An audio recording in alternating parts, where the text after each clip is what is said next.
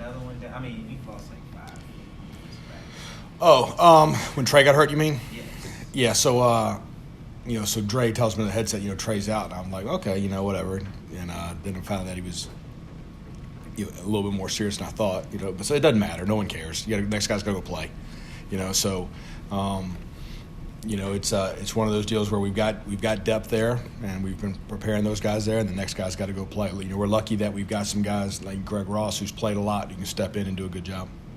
What was the biggest thing you wanted to clean up or focus on during the open day? There were some schematic things I think people had given us the last couple of weeks that we weren't handling well, so that was part of that. I think always in the bye week you want to spend time on the fundamentals of getting off blocks and tackling, so we spent a little more time on that.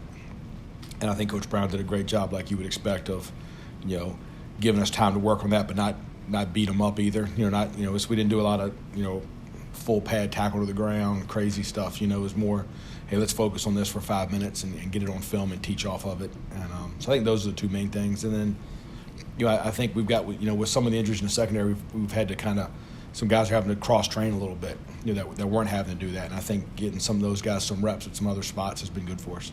Back to the Shaw injury, with the young guys, they're going to play corner now.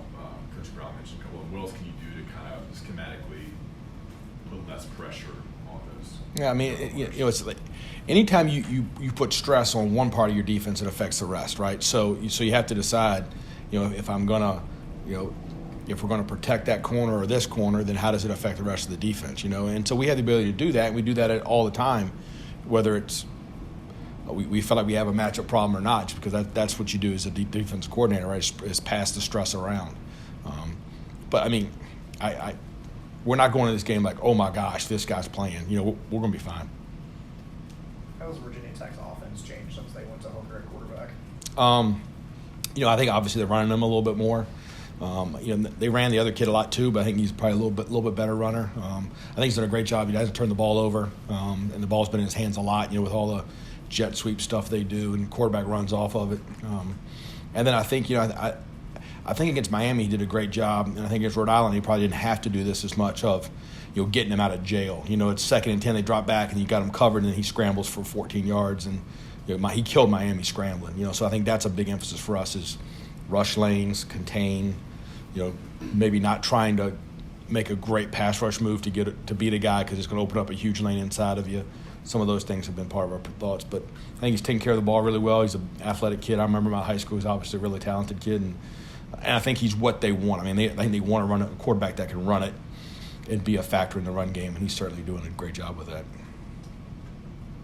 6 weeks in, you've had Jason Strobridge kind of off and on as far as being healthy. You've had Aaron Rivers the whole time. Are those guys what you thought they were? I mean, so it was hard. Like Aaron didn't play at all a year ago, really. So I kind of based all off of what people told me, and then watched him in the spring a little bit. And I thought, I would say he's probably exceeded my expectations. I think he's playing at a really high level. Jason, watching film last year, I could tell was really talented. Didn't play at all in the spring, so it was pretty quick to figure out in summer camp how talented he is. But those two are really good players that play hard. They're good veteran leaders for us. And I think when those two have been healthy and played, we've been pretty good. So they're obviously pretty important to our success. What is it that Aaron does so well that maybe the average football fan doesn't see when watching him? He's 320 pounds, so he takes up a lot of space. I just think, in the most simplistic way of saying it is two guys have to block him a lot. And so that means there's somebody else not getting blocked. And so, when you consistently get that at nose guard, the rest of your defense works a lot better. So. When you're watching games during an open week, do you like to watch them as a fan, or are you looking for stuff that maybe you think about and talk to other coaches about? I mostly watch them as a fan, but if I see something I like, I go pull it up and watch it. Yeah. Anything in particular stand out this week to you? Some of the LSU stuff. I watched LSU play. I thought it was a pretty crazy game. Some of the stuff they were doing I went and looked at yesterday, but that's about it. When you watch games as a fan, do you get disgusted when you watch Louisville and Wake Forest, or would you rather? Yeah, I didn't watch Penn that. State and Iowa?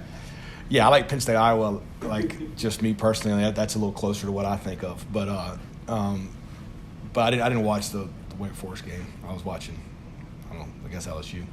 So. Jay, what do you see with Miles Dorn and the way he's had to step up every week with all these new guys?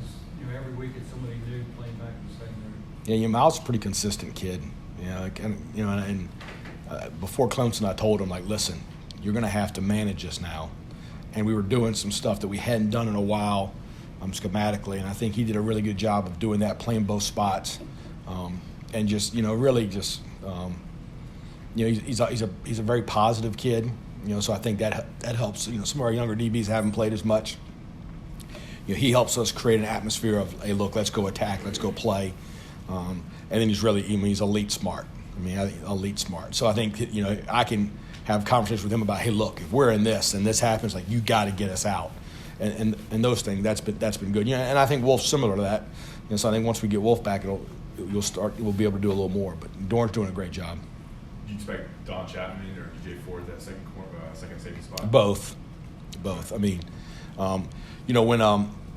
DJ played a lot of safety in the spring, played a lot in the summer, and then we kind of had focused him on nickel, and it becomes a deal where, like, the nickel is a very complicated deal. Like you're doing a lot.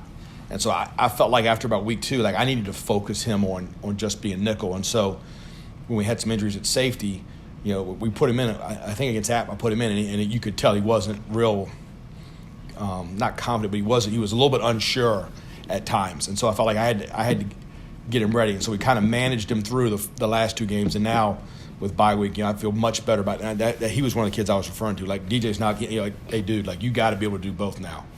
And so I feel way better about him going back at safety and playing. So I think those 3 will handle those 2 spots for the foreseeable future. So whoever practices better.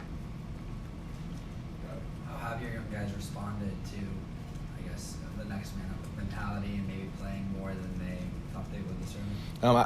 I think we're pretty fortunate because I think our DBs are pretty confident kids, maybe more confident than they should be. With youth comes ignorance sometimes. So I think that part's been great. But if you asked Dre and me at some point during preseason camp, we would have said, man, I think this guy's playing a little better, or this guy's playing a little better. So it's a pretty competitive room, where there's a bunch of kids in there that I think could play, and so now they're getting opportunities, and I think it's been. Don Chapman goes into his Georgia Tech, and 8th play of his college career, picks a ball off, and he certainly wasn't perfect, but Don Chapman played well enough for us to win, and we did. So I think we've got some guys that are in that same boat. They're going to go in there and make plays when it's their chance, and it's more just getting them up to speed knowledge-wise with some of the stuff we're doing. And I think it's a little bit easier too in a game plan week, because now you've cut out. In preseason camp, you teach them, you give them the whole menu. And then all of a sudden, during the game plan, it's just the daily specials. So it's a little bit less of they don't have to learn the whole thing. They don't have to know everything. Right?